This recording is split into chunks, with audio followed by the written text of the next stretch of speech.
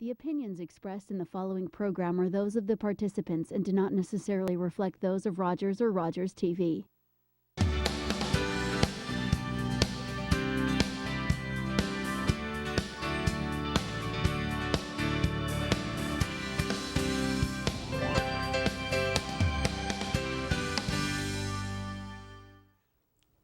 Welcome to Health Matters. I'm your host this evening, Dr. Lana Marconi. On this episode, we're going to explore mindful eating and weight loss with Spirit Chi founder Leah Young, and then we're going to shift into fitness with world bodybuilder and fitness pro Shannon LaRue. Before the conversation starts, I need to reveal the poll question from last week put forth by Marissa Brennan. This is what she asked you.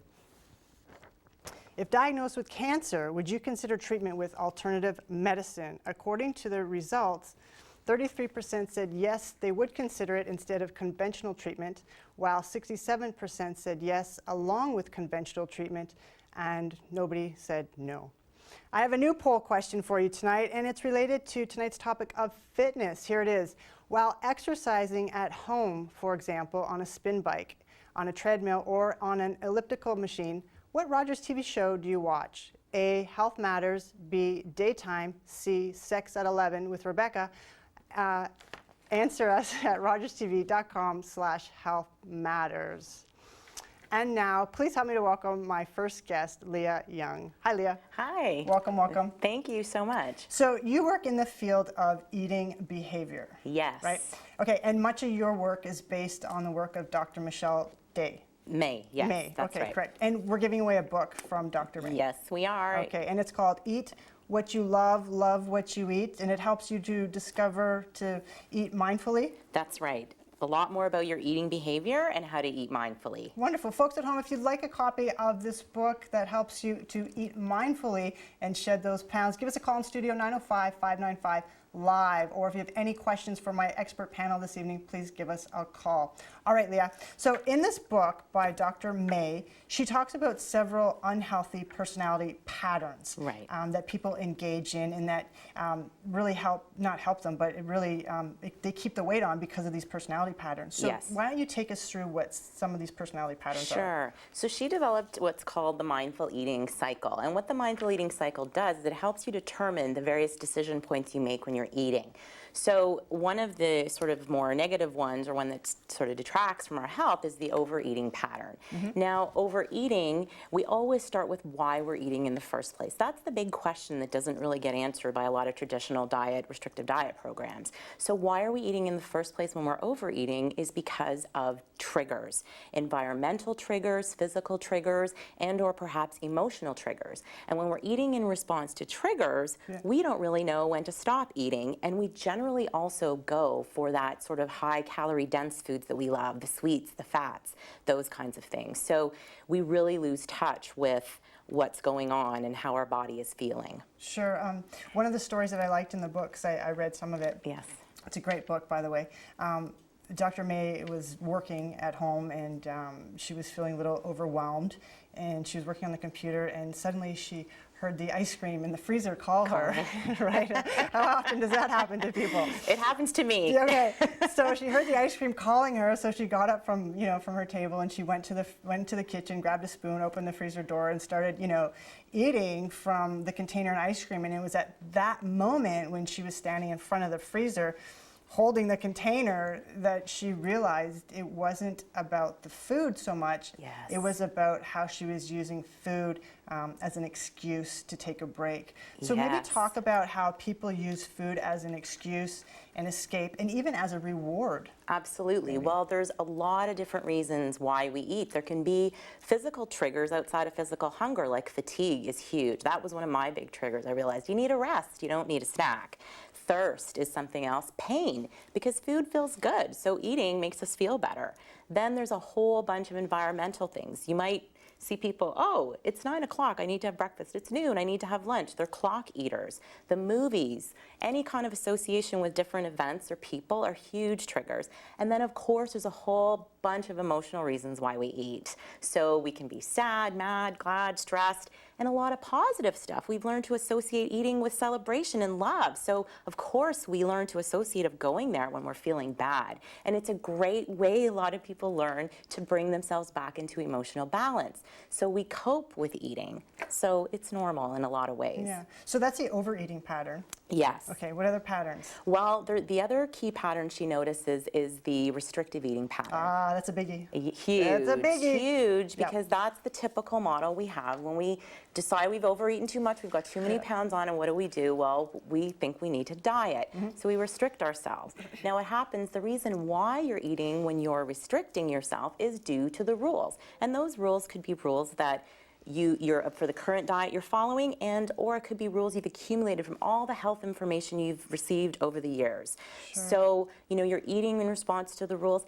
Eating when you have to eat restrictively isn't really satisfying. So it sort of sucks the pleasure out of eating. And you need a certain amount of pleasure and health when eating. So what happens eventually is you follow the rules for a certain amount of time, but you fall off because it's just not sustainable. We've sucked all the joy out of eating. And so you end up back into your overeating pattern.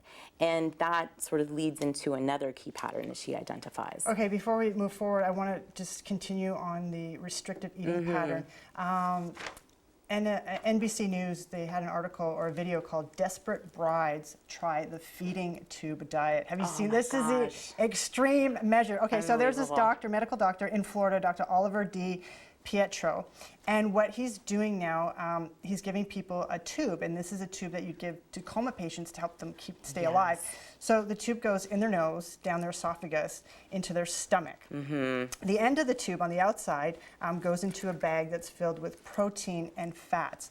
There's no carbs in this bag, and the reason is because the supplements are trying to induce a state of ketosis where the body feeds on its own fat, apparently 2 pounds of fat a day. So in 10 days in the program, you're going to lose like 20 pounds of fat because your body's eating itself. So you're only on 800 calories a day. But a lot of brides apparently in America are doing this to like drop the weight really fast before they go and get married. And the medical community is in a huge uproar, at least in America, over this and over what that doctor is doing because it's dangerous. Absolutely. So that's just an extreme example. And then also with restrictive eating, Journal of American Psychology, there was an article called "Medicare Search for Effective Obesity Treatments. Diets Are Not the Answer." And interestingly, they analyzed 31 long-term diet studies and discovered that in each of the studies, 1/3 to 2/3 of subjects gained back, and you know what I'm going to say, gained back more weight than they had lost. Absolutely. And that's what happens to people in the restrictive dieting. Yes, absolutely. Because what happens is you actually are sabotaging your metabolism when you restrict yourself. You put yourself in a state of famine, and the body is actually quite amazing. It will respond to famine saying, okay, Leah's starving herself, I need to hold on to everything she's got. Where the counterintuitive perception nowadays is that if you eat, it's not good for your metabolism. It's actually wrong. When you eat, you're actually reminding your metabolism that you've got plenty of food around you. It actually boosts the metabolism. But when you throw out the diet and you throw out the restrictive eating, your body actually puts on more fat and your overall body composition is worse. And so your metabolism's actually sabotaged at the end of it. It's amazing the extreme measures people go through to drop the weight. I mean, with this bag, people were carrying around this bag all day. My gosh. And you couldn't detach from the bag unless you're taking a bath. So for 10 days you had to wear it. Okay, give me the next pattern. Okay, so the next pattern is actually the eat, repent, repeat, because we know how sustainable is it? How long are you going to keep the weight off once the bag goes away? Not long. No. So what happens is people vacillate between these two extremes of overeating and restrictive eating because it's the only way they have to kind of deal with these extreme behaviors. And Michelle May called that the eat, repent, repeat cycle. We know it more commonly as yo-yo dieting. Okay, so far we talked about the 3 unhealthy cycles, the overeating, restrictive eating, and eat, repent cycle. And so now let's shift into what is the healthy eating personality pattern?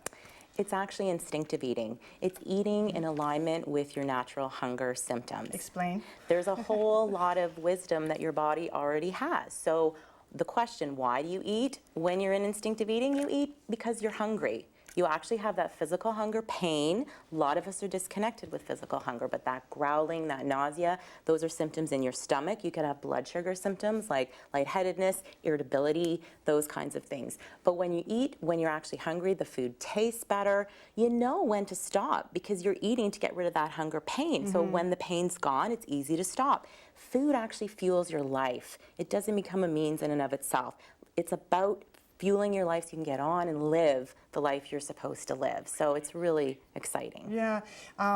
Again, in the book, Dr. May, she describes her process that she turned to food at an earlier age when she was a child because her parents were going through marital issues. And so she looked at food more for comfort and security. Yes. And that carried on with her into her teenage years, into her young adult years when she was becoming a physician. And then when she became a physician, she was trying to tell her patients, okay, well, you need to lose weight, but how could she? Because she wasn't losing weight herself. Yes. And so she found herself very helpless, really, because she wasn't losing weight and her patients were struggling. And then she looked at her family. She looked at her husband and her kids and said, well, what are they doing differently than me? You know, her question was, do they have a faster metabolism? And the answer was, well, maybe. And then she said, maybe, do they have more willpower than me? And she's like, no, they wouldn't last on a diet either. She's like, so what's the difference? Yes. And she came to conclude that the difference was in how they thought about food, and they thought about food differently. In fact, they didn't even think about food, and that's really what it's all about. It's not really thinking about food, Yes. but tuning into your body's own innate intelligence Exactly. to tell you when you're hungry, right? No, absolutely. That's exactly the point. And my experience was very similar to hers, which is why her program resonated so strongly with me and why I decided to make it available up here in Canada for sure. So just going back to there's 6 stages. Yes. Right? Do you want to briefly just go through? The 6 questions? Yeah, the okay. 6 questions. So the 6 questions, the first question is why? Why do you want to eat? Then, and that's always the cycle driver. Then there's when, and when, so you decide, am I really hungry? Do I want to proceed with eating? Am I hungry?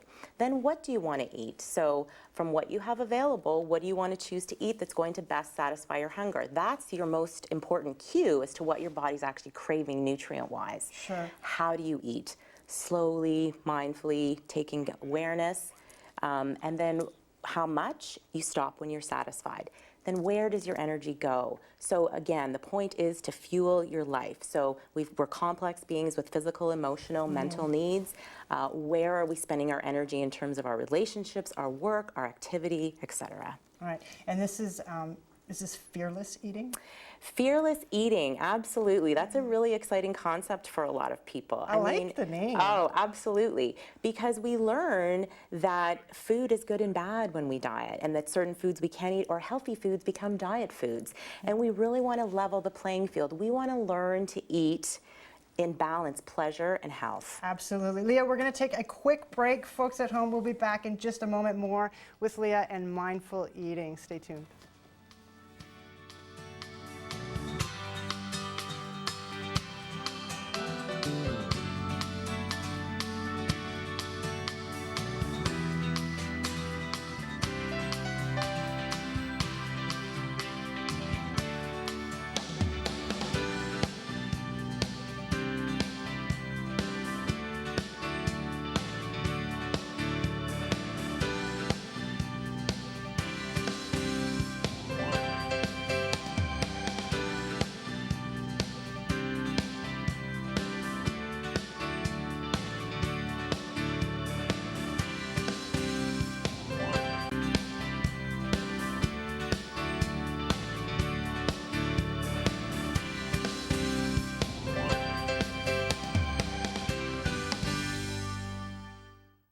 Welcome back to Health Matters. I'm sitting here with Leah Young, and she's going to take me through a mindful eating meditation. But before she does, here's tonight's poll question for you.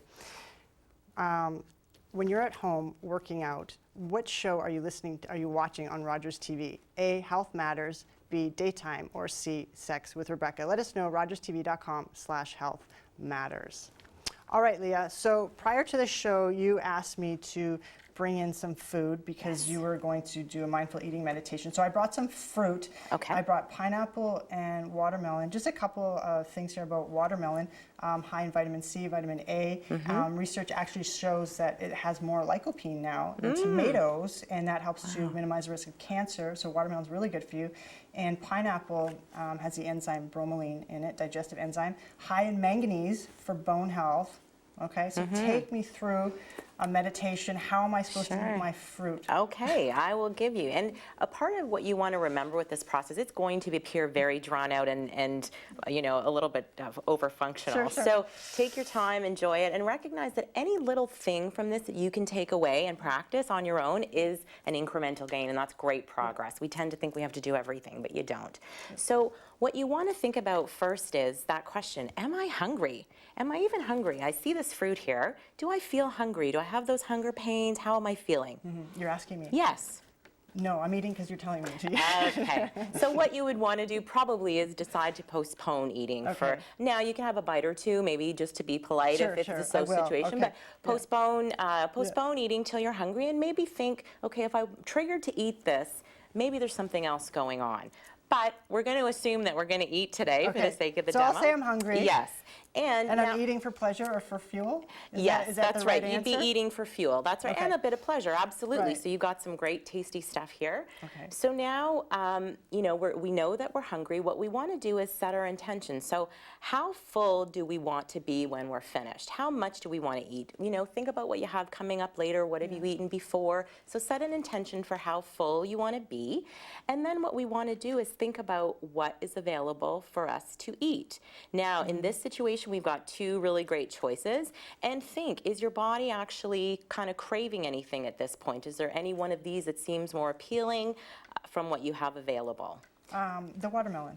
Seems good. I would go with that too. Yeah. Yeah, because it's hydrating. Yes, exactly. And it's a bit dry. I'm hot sitting here Exactly. in the studio. So you tune into what's going on and how your body's feeling. Can I eat yet?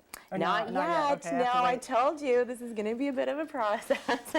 So, okay, back to your question on how full I want to feel. Yes. I just want to be satisfied. Okay. I don't like that full feeling. I don't go for that when I eat. Right. Yeah, so that's not my so objective. you'll want to make sure that you stop before you start to feel the pressure in your stomach. And we're going to give you some strategies so you can tune into that before you get over full. Okay. So we've chosen that we're going to have watermelon. Now we want to think about how much of this are we going to eat. And we're thinking about how we want to eat as well. So, you know, we've got some food in front of us. If we were at a restaurant, for example, or if we were at a buffet, some strategies that you want to do is really just survey everything that's available. We tend to rush up, grab our dish, and start filling the trough at the buffet. Sure. Take your time, survey what's available and what you have in front of you, and choose the things that really seem to resonate with you. So I gather you're not a big fan of the all-you-can-eat buffets. Well, I think they're great. I think you just have to be... Do you think that they promote obesity? Well, I think that they can, because most of us aren't tuned into what our bodies are telling us, and we just eat because we eat for value. Sure. We're getting free stuff, so we want to make sure we're eating. And oftentimes people come from the psychological mindset that they don't have enough. That's right. It's that poverty mindset, that lack of mindset, so they have to keep filling the plate up. You're bang on, and that's exactly it. We live in a food abundant society, but most of us are raised, make sure you clean your plate. There's children starving in Africa. So, you know, you want to make sure that you're sort of becoming aware of those thoughts and those things you accumulated as you were, when you were younger. Okay, so what's next? So I'm asking myself, you know, why I'm eating. Yes. How full do I want to get? That's right. I'm tuning into my body. That's right. And I'm going for the watermelon. Right. What's next? Can I eat it yet? Not yet. You want to feel calm. You want to just take a moment to relax Just and to pause breathe. and think about cultures that actually pray and give thanks before they eat. You know, that's an interesting I concept. do. I give gratitude on a daily basis. Yes. Yeah, I'm all for to all gratitude. the hands that brought this to us. So it's worth pausing to acknowledge that. Yep. And then we want to look at the food. We want to see the colors. We want to see if there's any smells and really, you know, sort of get into what's going on. And now I think, Lana, we can take a bite.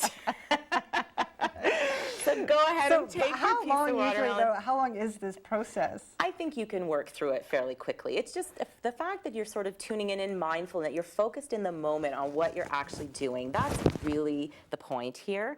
And remembering things like flavor and taste. And when you take a bite, just take enough to fill So if your... I take a bite, so I'm going to eat this watermelon. Yes. And what am I supposed to do? Just take a small bite, acknowledge the scent. Okay. So, and try and keep it in the center of your mouth because that's where your taste buds really are. When you take a large bite, you end up with a lot of food on the side of your cheeks and you're completely missing the flavor anyway. And you're right, you put down your utensils in between, really focus on chewing and tasting the flavor. When you swallow, you feel it going down and really acknowledge the food becoming a part of your body. And the last thing I like to tell people is, notice, is there any resonating flavor in your mouth? We're usually so busy grabbing the next bite that we miss that whole experience. So it's just really about pausing in between. And then what you want to do as well is before you start to eat is create a bit of a speed bump. So if this was your portion, you'd want to visually or physically divide it in half. And when you get to half, you pause and stop for 2 minutes and just check in with how you feel. Now you can kind of start to sense, am I at that level where the hunger's gone away and I just feel content, right? And so from there, you can decide, you can eat a little bit more if you'd like. If you feel you want more, you can finish that second half and go get more. But again, check in with yourself and give yourself time to check in and resonate. Have I really met the fullness level that I was looking for when I started this process? Do you find that people commit to this process? Because it is a long process. It is. To go through before each meal. Yes, and you know what? It's not so much about that. Like I said, it's really about, this whole process is about incremental gains, direction, not perfection. So any little thing you can do, imagine if you just put a speed bump in your food when you're eating, it would give you that sense of, okay, I think I've had enough. You don't necessarily have to do everything, but the more you can incorporate these principles, the more you'll get pleasure. You know, the ironic thing is we say we love food, but we don't treat it like we love it. We don't eat the way we love. Because we don't love ourselves. Yes. Right? And people who are addicts, I mean, I have, you know, an extensive background working with addicts and people who are addicted. And they know that they don't love themselves. Yes. And if you did love yourself, you wouldn't abuse yourself with overeating or with drugs or even with codependence on another person. And addicts also lack self-control. Yes. So they lack self-love and self-control. How do you see self-love, lack of self-control, and mindfulness? Like, where do they all fit in your program? I think it's totally all related. I absolutely think, because I think what happens is we use food to cope. So the same way an addict uses drugs or alcohol, we've just learned to use food. And the really interesting thing about food is that it's a socially acceptable behavior. So it's okay to use food until you get obese or large, and then that becomes socially unacceptable as well. There's a huge, you know, there's a lot of obesity discrimination in our society. But that's exactly how I see it. It's the exact same issue. You've just taken it out on something else. But when you eat too much, it's exactly, I believe it's self-destructive behavior. What do you think about using different utensils? So I brought chopsticks because I like eating with chopsticks as opposed to eating with a regular fork. I think you've got to have fun and enjoy. Set the ambiance and do what you like to do. Absolutely. Eating should be pleasurable, and you should do, if you like candles, have candles. If you love nice music, play some music. And try to avoid difficult conversation when you're eating. Save that for after dinner. I like some of the tips in her book. She has some strategies to help people redirect their attention away from food. So here's one. Make a list of activities that appeal to you. She had one client who had a logo set in her office desk, so whenever she had the urge to eat, she'd like actually pull out these logos and start building something. I don't know how well that, you know, fly at work, but it's a strategy. Another one was choose an eating incompatible activity. So play the piano if you play a musical instrument, or type on the computer, something else that your hands can do. And her other one was create a food-free zone, so a space, you know, where you don't associate with food. Is this something that you tell your clients? Absolutely. They're all things. And, you know, the interesting thing, even when you're talking about developing self-love, a part of this process is really identifying, what did you used to love to do? We get so caught up in lives and responsibilities that we forget who we really are. And that's where I think, you know, some of our angst comes from. So doing this distraction kit and developing and reconnecting with some of the things you like to do. Like I reconnected with knitting, and I used to love doing doodle art and coloring and puzzles. And, you know, those things are really a lot of fun, and you connect with what you love to do. Yeah. Earlier you touched upon weight and discrimination. And I know we talked about this earlier, but ever since we talked, I pulled this up. Canadian Obesity Network writes, the impact of bias and discrimination against people with obesity is comparable to that of racial discrimination. Weight bias translates into significant inequalities in employment, health, healthcare, and education, often due to widespread negative stereotypes that people with obesity are lazy, unmotivated, or lacking in self-discipline. Explain it from your perspective. Well, what I've really come to understand is, the whole obesity bias is really related to a big shame and blame game. And so we expose each other to that, and then what happens is when we start to put on weight, or when even if you're not overweight, if you've got an off perspective of your body image, you can really start to internalize that shame and blame and guilt about how you feel about yourself. And in the end, the stress that causes your body is worse than any extra pounds you might have. So. And people really feel alone and isolated. A lot of my clients will say, it took me a long time to reach out to you because I was embarrassed, I was ashamed. And it's really unfortunate because the issues around obesity are very much systemic. It's not people's fault, really. We're sort of conditioned to feed into all of this stuff, and you're really not alone either, which is, I think, a very, very important message. Journal of Obesity, when it came to mindfulness intervention, there's so much research out there that proves that mindfulness intervention works. The study showed improvement, people decreased in anxiety and chronic stress, reduction in abdominal fat. That's pretty cool. All from, living from a mindful, more aware, I would say, awakened perspective, really living in the now, in the moment, as opposed to force feeding yourself, right? Exactly. In my own experience, it was more just realizing I never really did have a weight problem. It was really in my head. That was so extremely powerful and liberating. Okay, you're going to have to come back next time. We'll talk about the mindset of it. Leah, thank you very much for being here. More on Health Matters when we return.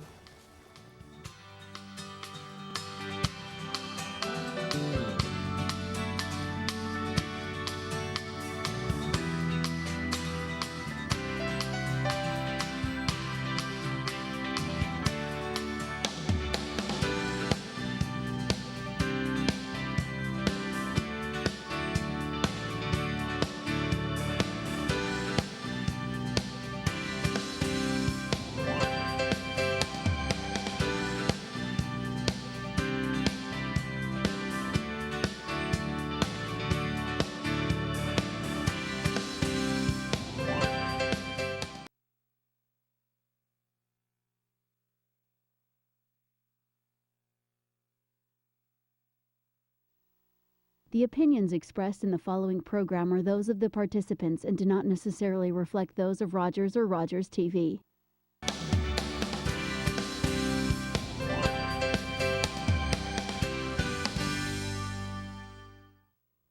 Welcome back to Health Matters. So far, we've been talking about mindful eating and weight loss. Now we're going to shift into fitness. But before we do, here's your poll question one more time. When you're at home exercising on your spin bike, treadmill, or elliptical machine, for example, what Rogers TV show do you watch? A, Health Matters, B, Daytime, or C, Sex at 11 with Rebecca. Let us know at rogerstv.com/healthmatters. And now my next guest, often referred to as every woman's wellness powerhouse. She's a world-renowned fitness personality who travels the globe sharing her passion for health, positive thinking, and fitness. Please welcome the lovely Shannon LaRue. Hi, Shannon. Hey, thank you so much, Dr. Lana. You're welcome so much. So, Shannon, we're going to do a giveaway.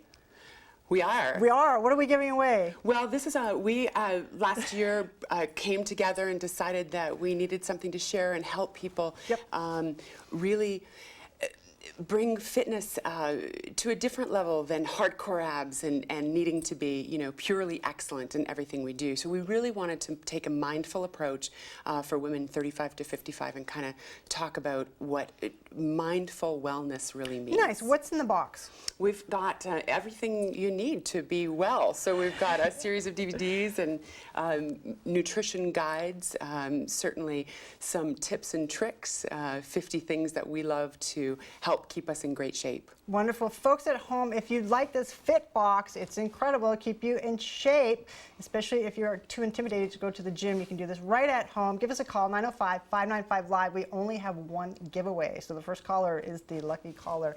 All right, Shannon, you are a WBFF Pro. What does that mean? Well, the WBFF is an organization that supports both fitness and fashion. So really they wanted to bring two worlds together and allow a stage for competitive athletes that were into fitness modeling or they were either, at one point it was bodybuilders. That became so not a marketable option. So really it was figure and fitness modeling, bikini modeling. But truly that is a sport that is a 24-hour-a-day sport and focus, and one that's all about, the pursuit of excellence. So it's a sport as opposed to what we talk about in terms of what lifestyle. All right, we have some photos of you competing. So let's throw on some photos, or 3 of them, I think. And the reason why I want to show these photos to viewers at home is so they can actually see the amount of work that goes into your body in terms of your muscles, your abs. This is a great photo of you. This was actually on the cover of Oxygen magazine, if I'm correct. Lana, it was my first opportunity ever in the fitness world to shoot for Robert Kennedy, who was the owner of Oxygen magazine, and he gave me the opportunity to shoot for the cover. Nice. He didn't give me the cover, but this photo launched all of my wellness career. So throughout the United States. It's an amazing photo. And we have 2 more photos to put up on the camera. Here we go. Okay, we have some medals. We have a medal. What is this from?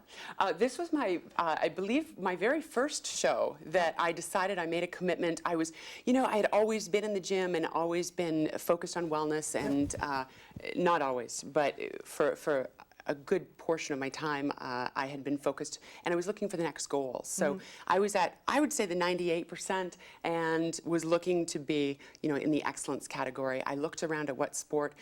I was never really good at any of them through high school and my growing up until I found singular individual sports. That was really where I excelled. That was where you could focus. Yeah, absolutely. Nice. So I decided, and 12 weeks later, I won my very first show. Congratulations. Thank you. Nice. We have one more photo of Shannon. I love the wings, Shannon.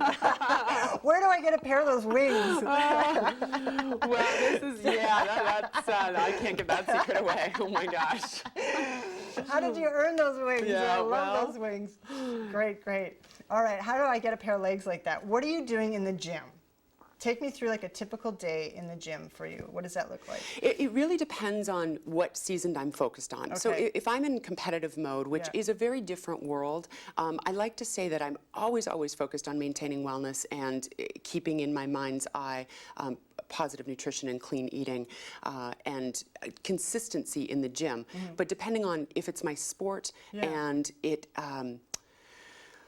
Donald Trump, I think, said to do extreme things, you need to take extreme measures. And I think before, we compete, it can be extreme. So I'm going to talk a little bit about in between. Kind of maintenance, 6 days a week. I don't think it's ever bad to have. Are you in the gym 6 days a week? Yes, you are. What do you bench? You know what? It's not about strength. I once had a coach who said, you know what? It's not about strength. So nobody's up there asking you how strong you are. Are you going to give me a number? No, I am not, because I'm not actually all that strong. My bench press is not all that strong. But I do go on a 5-day rotation. So on first day, Monday, is a leg day. And then I do an hour of cardio if time allows. Okay. What type of cardio do you do? Anything I can do to keep me off the treadmill, although I have been known to use it.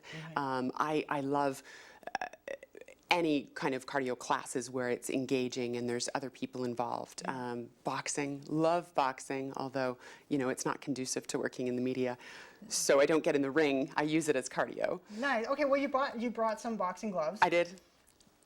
Do you want to maybe show me how to box, or do you want to? I don't know if I'd be your very best demonstration. I train at Evolution, and they are, they're great for all. Am I really going to put these on? I am. I'm going to put them on. So they supported me throughout my journey in fitness, and they certainly probably wouldn't have put me in the ring. However, I use my gloves with wraps for full classes. So great cardio workout. Yeah. We've got, these are 12-ounce gloves. Wow. And so we would do different. You do the power jabs? Yeah. And like sure. after a few minutes, your arms are burning. Oh, absolutely. I mean, so how do you work through that burn? Well, you know, when you think you can't do another, when you think you're sure you can't do another rep, that's the very best time to engage and do 2 more. So, so when you've decided that's it, you're over, put in another 10 seconds, whether it's a cardio burst or whether it's strength training. So are you actually in a ring with somebody? Or No. Now boxing? they, you know, at my club they have that Yeah. ability certainly to train professionally, but they also they're open for everybody who wants to just come in and be fit and use martial arts as a form of cardio. So you're just punching the bag. just the bag. bag. We do a little sparring, we do a little training. No headgear, and we're very careful with each other. Well, they're very careful with me. Thank goodness. Nice. Do you lift weights before you box or after, or is that a different day? Well, no. Cardio, you definitely should save your strength for strength training and do your cardio after. A lot of times my timing doesn't allow it and I end up in a class and then I do my weights after. But really, if you have the choice, you definitely should do your strength training first. Use all your energy there and then, 20 minutes afterwards of cardio is the way to go. So do you do 20 minutes of that for the boxing? We do an hour. We do an hour class. But my goal is so to share with people that you don't have to be extreme to be in a good spot and find wellness in your life. And I think people get so caught up, and if they're not perfect and they can't go to the gym, then they don't want to do it. Okay, and that's so, unfortunate. Yeah, so somebody with, let me feel these. they do have a weight to them, There's a don't bit of a they? weight, sure, yeah. Okay, so for the average person who, let's say they're 180 pounds and they want to get back down to 140 pounds, what would you recommend they do fitness-wise? Like, where would they even start? My very first recommendation always comes from nutrition. I mean, 80% of the game really is about your nutritional intake and being mindful of what you're doing and how you're eating. And then I would suggest really researching some sort of tips and tricks, I think, are the very best way to go. Finding smaller places in your life where you can add activity easily. So whether it be at your desk or whether you're at a red light and the whole red light you are clenching your glutes. Yeah. There's anything to add and increase activity in your life. Okay. What about, the person who wants to lose that last 10 pounds? Do they lose it or do they transform it? I like that. Yeah. I think it really depends on how they got to their last 10 pounds. And if it was a healthy, cardio, strength-based, clean eating, nutritionally based program, then I would agree with you. Let's up the strength training and really transform. As long as it was a positive journey toward the last 10 pounds. Okay. Just getting back to your arms, because you have amazing defined arms. What exercises do you use for your arms? Well, the triceps are the biggest muscles in your body, in your arm. And so if you want really great arms, focusing on triceps is a great thing to do. But I use a combination of bicep curls and certainly tricep dips and overhead. I have 6 different exercises for both. What do you think about push-ups? Love push-ups, great compound exercise. The Mayo Clinic research says closed arm push-ups versus wide arm push-ups. Closed arm, you get greater muscle activation versus wide arm. Do you find that as well? Completely agree, absolutely. And if you can't, ladies particularly, do a push-up, don't feel intimidated by not being able to. You start with the wall. I don't know if anybody's ever shown you the wall push-ups, but even my mom is able to engage and really keep her core tight and start using a push-up. Yeah, that's what I do sometimes at the gym. I'll use the railing and just use the railing just to, get my muscles going. Perfect. To warm them up. Yeah. Yeah. Okay, what about legs? How do we get amazing looking legs like you have? Oh, thank you.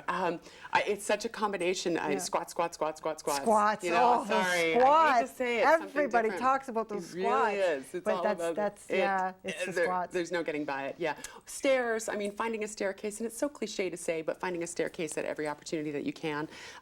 Double step lunges, taking it slowly and really engaging your glute and your hamstring when you climb a stair. Great way to engage. To engage it, yeah.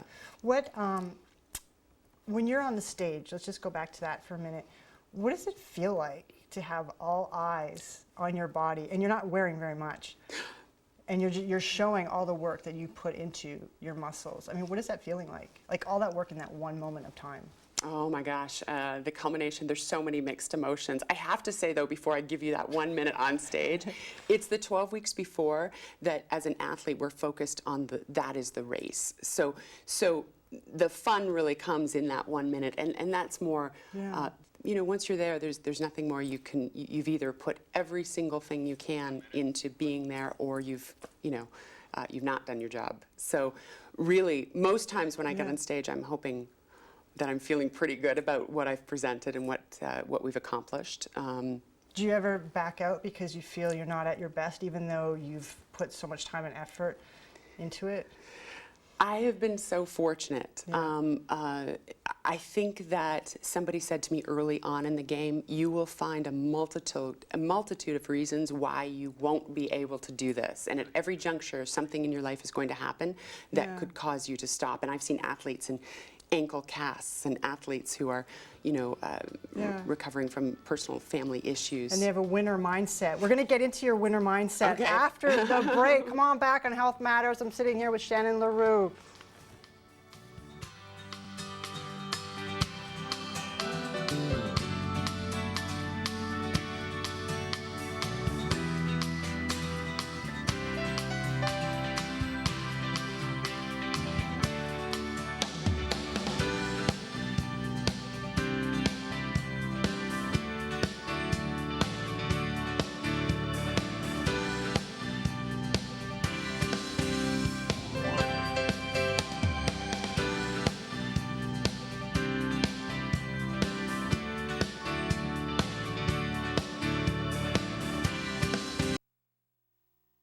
The opinions expressed in the following program are those of the participants and do not necessarily reflect those of Rogers or Rogers TV.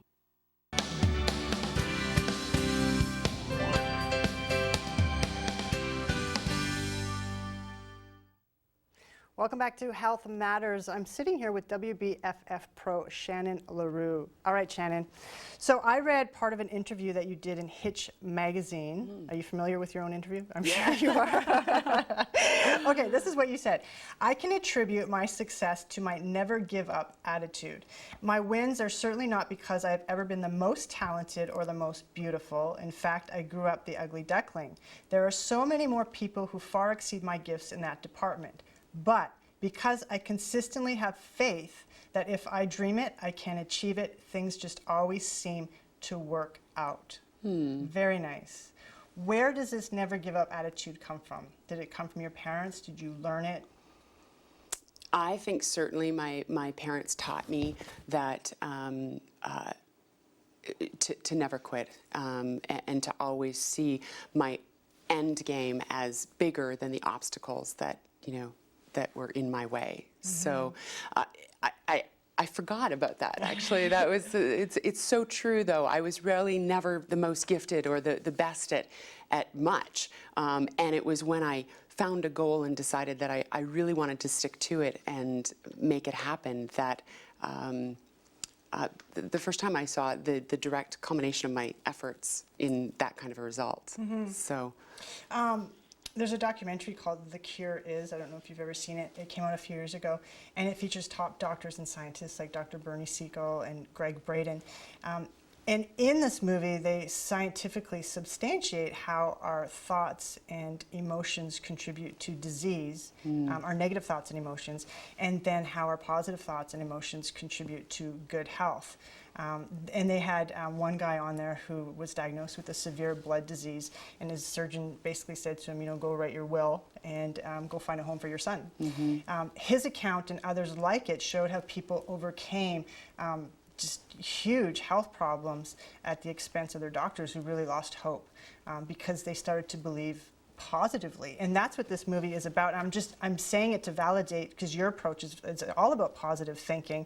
And just to quote this film, I think it's remarkable. If you've never seen it, it really goes along with your own philosophy. The film brings forward a new health perspective backed by science, that positive thinking, resolving past hurts, and maintaining a consistent, happy outlook is just as important as a nutritious diet and exercise. Absolutely. Yeah. How do you work through those moments where maybe you might fall off the positive wagon? Because there are those moments. So how do you get yourself back on? I think that is the true symbol in my research of what a champion does. Yeah. Every champion falls down. We've heard that before, again, very cliche. I think what the difference is the speed with which they get back up. So I catch myself falling all the time, and it's how quickly I'm able to say, all right, you fell down, let's get back up. Another key that I use... How long do you stay down for before you pick yourself up? It's become shorter and shorter. Yeah. So quite Nice. often now I can do it in a blink. Yeah. I can catch myself in a negative thought. You don't allow yourself to continue to spiral down. It just doesn't happen. Nice. Yeah. You know, and certainly there's times where I decide, gee whiz, this is, you know, I should be able to feel badly about this. And absolutely, you can have sad or downtrodden feelings, but I think it's your approach and how you handle challenging circumstances that really is an indicator of your character. Mm-hmm. Where did you decide that every day should be a happy day? Oh my gosh. I wish that I could say that there was an absolute what's that pivotal moment that shifted that thinking? Because, and I'm asking you all these questions because this is the mindset that people should be adopting for a healthy lifestyle. And it goes hand in hand with having a nice body, right? A perfectly fit body. I mean, the balance of the mind and the body, the yin and the yang, right? So you seem to have it together in a package. Oh, you know, and I have so many mentors in my life and so many really great people. I think that's been my #1 philosophy. What I'm really good at is surrounding myself with people who are so much better at the things that, you know, I want to be good at. Who's your favorite mentor? Oh gosh, I wish I could, anyone from... One person. Oh. Give me one. One? Yeah. I love Oprah. Yeah. Yeah. Yeah, me too. Love Oprah. Love Anthony Robbins. Me too. Love, oh gosh, that was only one. Les Brown. Oh, yeah. I love all the biggies in Yeah. terms of speakers. I have a friend, Noah, who talks about a mindset that was interesting to me that gave me a really quick, easy way to change negative thoughts. Often we catch ourselves, and I'll never forget, I was playing first base with a team. I was new to the city. I found this women's baseball team. I didn't have a lot of friends, and I knew I wasn't any good at baseball, but I had an okay personality. So I said, hey guys, could I try out for your team? They welcomed me. I was terrible. Now, the problem with being terrible on a women's competitive fastball team is if you let it get to you, there's no chance you're going to be any good to the team at all. So I would remember standing at first base saying, oh, Shannon, you're terrible. You're terrible. And I would say all these things in my head that weren't conducive to winning. The negative self-talk. And you talked about that in one of your articles, that your biggest obstacle was your negative self-talk. So how did you get over that? I think a really great thing that you can implement immediately in your life is instead of asking yourself why you're so terrible at something, and we use a whole lot of different words than why we're so terrible. That's pretty moderate. I know that people use some pretty awful negative self-talk. People talk bad to themselves all day long. Like, you know, I'm overweight, I'm gross, I'm ugly looking, I'm unlovable. I mean, the list goes on and on. It's incredible. We would never say that to the grocery store clerk. Would you ever talk the way you talk to yourself? So I'll often turn that question when I hear it in my own head into, why am I such a great mom? Why am I? So on a day that, you know, I'm challenged with my 2 children are, you know, being teenagers, and I'll say to myself, why is it that I'm so good at this? Yeah. Because really what I'm saying is, oh my gosh, my brain, if I ask why I'm so terrible at handling, you know, their fighting, my brain will come up with reasons why I'm so terrible. And it will starts to justify it. It'll justify why I'm terrible. It's the storytelling. Exactly. Now if I say, hey, why am I so great at this? My brain will also tell me, fill it in. You're great because you're fun and you're, you know. That's so great that you brought, that's something that I do with some of the clients that come to see me who have like a weight issue. And one of the exercises I give them, I say, you know, go look at yourself in the mirror. Like literally take your clothes off and go look at yourself in the mirror. And this is really hard for people to do, to actually look at their own bodies when they've hated their bodies. And then I say, give me the first 5, you know, write down your first 5 adjectives, you know, bring those to me. And the first 5 adjectives are usually gross, disgusting, unlovable, you know, unattractive. And then I say to them when they bring that to me, I'm like, how does that make you feel? This is how you're talking to yourself. How do those words make you feel? And they say, awful, heavy, and they start contracting and shrinking, Oh, right? I'm And doing it with you yes, as you're saying and it. that's how I said, so energy comes before form. So Yeah. what you're doing is you're setting the energetic grid through those words. So how can you lose the weight when energetically those words are heavy? So what I say to them is you need to pivot in the new direction, right? And how do you want to see yourself? What are those words? Give me those adjectives. Oh, I want to be lovable. I want to be attractive. I want to feel worthy. I want people to look at me, you know, and smile at me. Great, so start practicing that. And then they'll say, but I'm lying to myself. Fake it till you make it. Well, Fake it till you make it. But Yeah. you know, in psychology, I say, no, you know, you're not lying to yourself, because we have two parts to us, like in our psyche. We have our higher self and our ego. And it's our ego that belittles us and bashes us and plays small. And the ego is the one that tells us we're ugly, Yeah. right? And our higher self is a part of us that tells us we're beautiful. So I say, pivot your perception and plug in to the higher part of you. Love and it. And you feel energetically lighter, and your chest opens up and you feel lighter, so you can drop the weight more easily. Okay, so enough about that. Let me love get that. to That's great. another thing that you said in Hitch Fit magazine. Okay, I believe the most important of my philosophies is having the positive can-do attitude. I visualize my end, create a plan, execute the plan, stick it out even when it's tough, and never let a challenge become bigger than my goal, and usually I achieve it. I love this. Never let a challenge become bigger than my goal. To me, you're describing fearless living.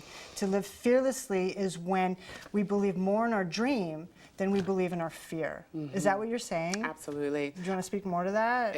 How I that have works in your life? Faith, and I continue to have faith, whether it be whatever you have faith in, you know, Yeah. whatever your faith structure is, I have absolute faith that everything, no matter what, is always going to be okay. So despite the challenge, in the middle of it, I say, you know what, it always works out for me. And that's another one of the questions that I ask myself when I'm facing challenges, are, why is it that everything always works out for me? So in my head, I say that a lot. Wow, why is it that it always works out? So if I'm running behind, well, you know what, why is it that just it's going to work out for me? And it always does. You're practicing the law of attraction. Yes. Yeah. Yeah, definitely. Yeah. I get that parking spot all the time. Oh my goodness. My children say, Mom, where's the winner's spot? Because I have been known to grab, and they're like, this is not the winner's spot. Yeah. So Nice. inevitably, Well, we and pull up and we find it. Wayne Dyer, in his PBS show Wishes Fulfilled, he talks about, you know, do you expect miracles in your life? Right? Do you expect the most romantic relationship? You know, if you don't, then you have to change what you expect from yourself. And it sounds like you made that shift. Yes. Right? Like dropping the negative self-talk to expecting all the blessings in your life. Absolutely. Yeah, do you practice gratitude? It's one of our biggest, our family's gratitude book is, I think, our guide to our wealth. And that's been our absolute mantra. So anytime we are feeling, you know, not grateful, we try and shift that paradigm immediately and say, wow, you know, why are we so blessed? Yeah. How do, how do wellness programs change as we age? How have they changed for you? Certainly, I think my biggest change has been wanting to parlay the information that I've grown through the last 10 years and seeing the desire in women and feeling the need to help and share, because I think a lot of times women are feeling overwhelmed they don't know how to go to the gym, they don't know how to add into their busy lifestyles. For me, it's been a different approach. It's always excellence, but definitely a different approach than it is to getting on stage. I'm more consumed with helping other people maintain, just increase their wellness quotient in their life. Nice. What's your favorite quote? If I can believe it, I can achieve it. Yeah. Yeah, so cliche, but That's- if I can dream it, I can achieve it. That's nice. Yeah. Shannon, thank you very much for being here. Please come back anytime. As a final note, folks, I'm going to leave you with a quote to ponder, and it's by boxer Gene Tooney. He said, exercise should be regarded as a tribute to the heart. I think everything we do should be regarded as a tribute to the heart. How about you? Agreed. Agreed. Okay, hey, thanks so much for tuning in to Health Matters. Have a terrific summer.